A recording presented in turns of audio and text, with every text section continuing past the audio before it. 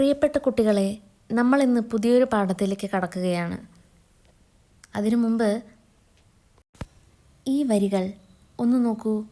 സ്വാതന്ത്ര്യം അത് തിളക്കമുള്ള പ്രതീക്ഷയാണ്, വിസ്തൃതമായ ആകാശമാണ്. എന്താണ് ഈ വാചകങ്ങൾ സൂചിപ്പിക്കുന്നത്? കുട്ടികളെ, ഓഗസ്റ്റ് 15 നമ്മൾ സ്വാതന്ത്ര്യദിനമായി ആഘോഷിക്കാറുണ്ടല്ലോ. അപ്പോൾ സ്വാതന്ത്ര്യം ആഘോഷിക്കപ്പെടേണ്ട ഒന്നാണെന്ന് സാരം.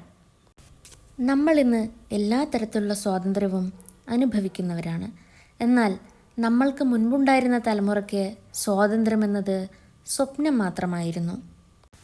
ആ സ്വപ്നത്തെ യാഥാർത്ഥ്യമാക്കാനും ജീവിതത്തെ കൂടുതൽ മനോഹരമാക്കാനും ഭാവിയെ രൂപപ്പെടുത്തിയെടുക്കാനും കൂടിയുള്ളതാണ് സ്വാതന്ത്ര്യം. സ്വാതന്ത്ര്യത്തിൻ്റെ അനുഭൂതി അറിയാത്തവരെ സംബന്ധിച്ചിടത്തോളം സ്വാതന്ത്ര്യം ജീവിതത്തിലെ തിളക്കമുള്ള പ്രതീക്ഷയും വിസ്തൃതമായ ആകാശവുമാണ്. ഇതാണ് ഈ വരികളിലൂടെ അർത്ഥമാകുന്നത്. എല്ലാ വർഷവും ഓഗസ്റ്റ് 15 നാം സ്വാതന്ത്ര്യദിനം കൊണ്ടാടുന്നു. കുട്ടികളെ, ഇന്ത്യയുടെ ആദ്യത്തെ സ്വാതന്ത്ര്യദിനാഘോഷം എങ്ങനെയായിരിക്കുമെന്ന് നിങ്ങൾ സങ്കല്പിച്ച് നോക്കിയിട്ടുണ്ടോ? എന്നാൽ നമ്മളിപ്പോൾ ആ സുദിനത്തെ സ്വാതന്ത്ര്യം തന്നെ ജീവിതം എന്ന പാഠത്തിലൂടെ അറിയാൻ പോവുകയാണ്. മലയാളത്തിലെ പ്രശസ്ത സാഹിത്യകാരിയും നോവലിസ്റ്റുമായ ഖദീജ മുംതാസിൻ്റെ നീട്ടിയെഴുത്തുകൾ എന്ന നോവലിലെ ഒരു ചെറിയ ഭാഗമാണ് സ്വാതന്ത്ര്യം തന്നെ ജീവിതം. നമ്മൾക്ക് എഴുത്തുകാരിയെ പരിചയപ്പെടാം. ഖദീജ മുംതാസ് 1955 തൃശ്ശൂർ ജില്ലയിലെ കാട്ടൂരിൽ ജനിച്ചു.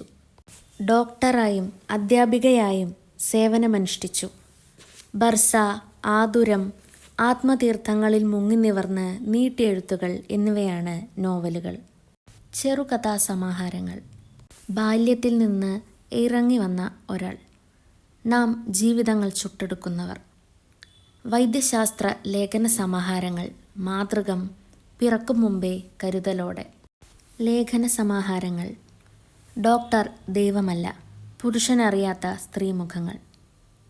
ബർസ എന്ന നോവലിന് KV സുരേന്ദ്രനാഥ് പുരസ്കാരം, ചെറുകാട് അവാർഡ്, കേരള സാഹിത്യ അക്കാദമി അവാർഡ് എന്നീ പുരസ്കാരങ്ങൾ ലഭിച്ചിട്ടുണ്ട്. ഇന്ത്യ ചരിത്രവും കേരളത്തിൻ്റെ നവോത്ഥാന മുന്നേറ്റവുമെല്ലാം ചേർത്തുവെച്ച് ഐഷുവിൻ്റെ മകൾ മെഹർ, മെഹറിൻ്റെ ഇനിയും ജനിക്കാത്ത മകൾ ദിയ എന്നീ 3 തലമുറയുടെ ജീവിതാനുഭവങ്ങൾ ആവിഷ്കരിക്കുന്ന നോവലാണ് നീട്ടിയെഴുത്തുകൾ. ഇന്ത്യയുടെ സ്വാതന്ത്ര്യ സമരവും ദേശീയ ബോധവും ചലനാത്മകമാക്കിയ സാമൂഹിക ചുറ്റുപാടുകളാണ് നോവലിലെ പ്രധാന കഥാപാത്രമായ ഐഷുവിൻ്റെ ബാല്യകാലത്തെ രൂപപ്പെടുത്തിയത്. ഐഷുവും മെഹറും ദിയയും ഏകാന്തമായ ഒരു സാങ്കല്പിക ദ്വീപിൽ സംഗമിക്കുന്നിടത്തു നിന്നാണ് നോവൽ ആരംഭിക്കുന്നത്.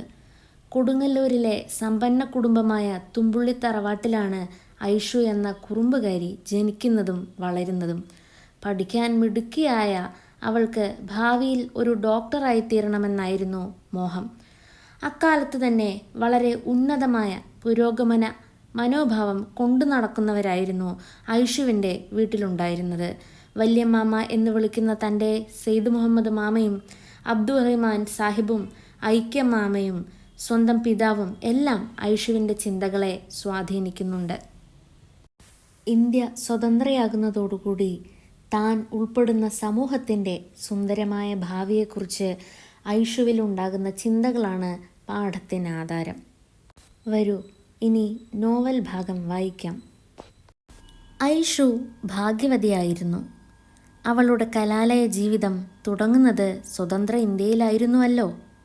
10ാം ക്ലാസ് കഴിഞ്ഞ് വിജയലഹരിയിലും മഹാരാജാസ് എന്ന സ്വപ്ന കലാലയത്തിൽ ചേരാൻ അർഹയായിരിക്കുന്നു എന്ന ആനന്ദലഹരിയിലും മുഴുകിയ നാളുകളിലൊന്നിലാണ് സ്വാതന്ത്ര്യദിന പുലരിയും വന്നത്. അവളുടെ മനസ്സ് മുഴുവനും ഒരു പീലി വിരിച്ച മയിലായി. അപ്പോൾ ഇന്ത്യ സ്വതന്ത്രയാവുന്നു, ഞാനും സ്വതന്ത്രയാവുന്നു, എൻ്റെ സ്വർണ്ണ ചിറകുകൾക്ക് എന്തുമാത്രം തിളക്കമാണ്, ഞാൻ പറന്നു കാണാൻ പോകുന്ന ലോകങ്ങൾക്കിനി 700 വർണ്ണങ്ങൾ. ഗേൾസിൽ സ്വാതന്ത്ര്യദിനാഘോഷ പരിപാടികളുണ്ട്. 10ാം ക്ലാസ് കടമ്പ ഈ വർഷം കടന്നവരെല്ലാം ക്ഷണിക്കപ്പെട്ടിരിക്കുന്നു.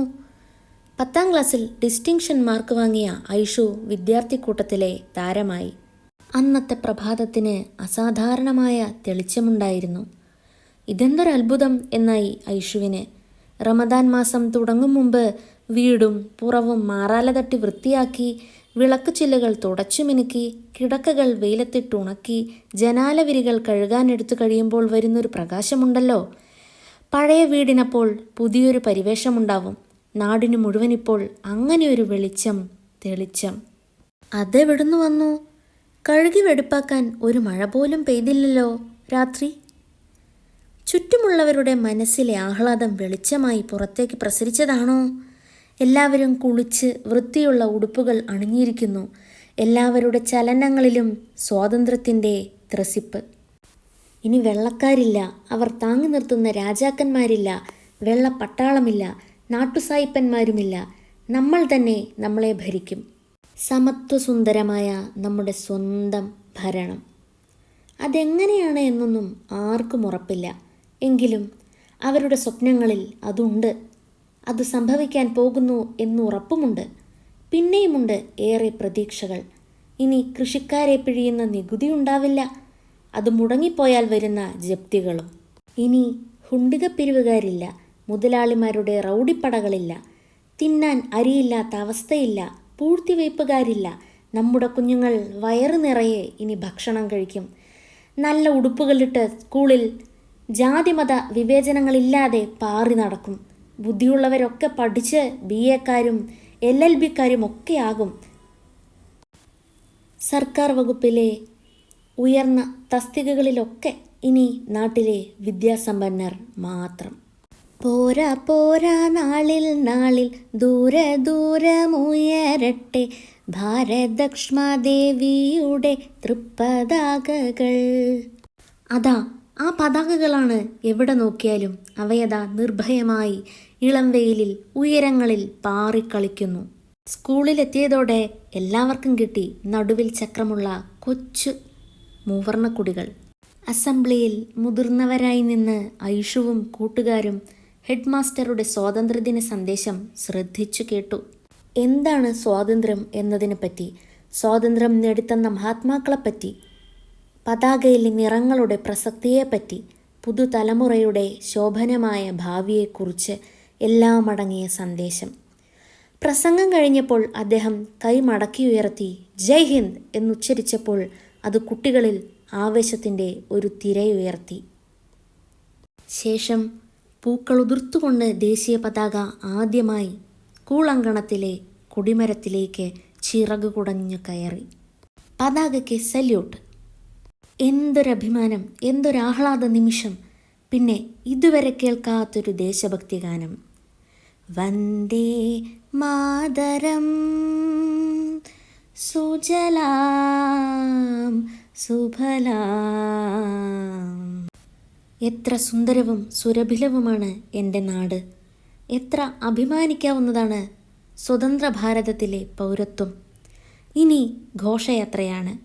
പല സ്കൂളുകളിൽ നിന്ന് പുറപ്പെട്ട ജാഥകളെല്ലാം കൈവഴികൾ പോലെ ഒന്നിച്ച് ഒരു വലിയ പുഴയായി അങ്ങനെ ഭാരത് മാതായ്ക്ക് ജയഭേരികൾ മുഴക്കി അവർ നടന്നു നീങ്ങി.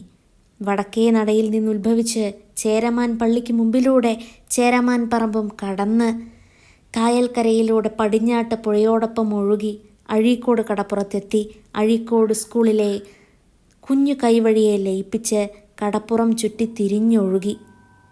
അങ്ങനെ ദൂരം അവരറിഞ്ഞില്ല, സമയം അവരറിഞ്ഞില്ല. അവർ നിറഞ്ഞ ആവേശത്തിലായിരുന്നു, നിറഞ്ഞ പ്രതീക്ഷയിലും. അവരുടെ ഭാവി എത്ര വർണ്ണശബളം. ഇന്ത്യ ചരിത്രവും കേരളത്തിൻ്റെ സാംസ്കാരിക ചരിത്രവും ഐഷു എന്ന പെൺകുട്ടിയുടെ ജീവിതാനുഭവങ്ങളിലൂടെ അനുഭവവേദ്യമാക്കുകയാണ് ഖദീജ മുംതാസ്. ഒരു ഡോക്ടറാകാൻ അതിയായി ആഗ്രഹിച്ചവളാണ് ഐഷു. പക്ഷേ പ്രതികൂലമായ ജീവിത സാഹചര്യങ്ങൾ കൊണ്ട് അവൾക്ക് ആ ആഗ്രഹം നേടാനാവാതെ പോകുന്നു. എന്നാൽ ആ ആഗ്രഹം തൻ്റെ മകൾ മെഹറിലൂടെ അവൾ നേടിയെടുക്കുകയാണ് ചെയ്യുന്നത്. മെഹറാണ് ഒരു ഡോക്ടറായി മാറുന്നത്. അങ്ങനെ ഐഷു എന്ന പെൺകുട്ടിയുടെ നീട്ടിയെഴുത്താകുന്നു മെഹർ. കുട്ടികളെ, ഖദീജ മുംതാസിൻ്റെ നീട്ടിയെഴുത്തുകൾ എന്ന നോവൽ വളരെ മനോഹരമായ ഒരു നോവലാണ്. പാഠഭാഗം നന്നായി വായിക്കണേ. നിങ്ങളുടെ സ്കൂൾ ലൈബ്രറിയിലോ അടുത്തുള്ള മറ്റ് ലൈബ്രറികളിലോ നീട്ടിയെഴുത്തുകൾ എന്ന നോവലുണ്ടെങ്കിൽ തീർച്ചയായും വായിക്കണം. ക്ലാസ് ഇഷ്ടപ്പെട്ടാൽ ലൈക്ക് ചെയ്യുക. നിങ്ങളുടെ അഭിപ്രായം കമൻറ്റിലൂടെ അറിയിക്കുക. നന്ദി.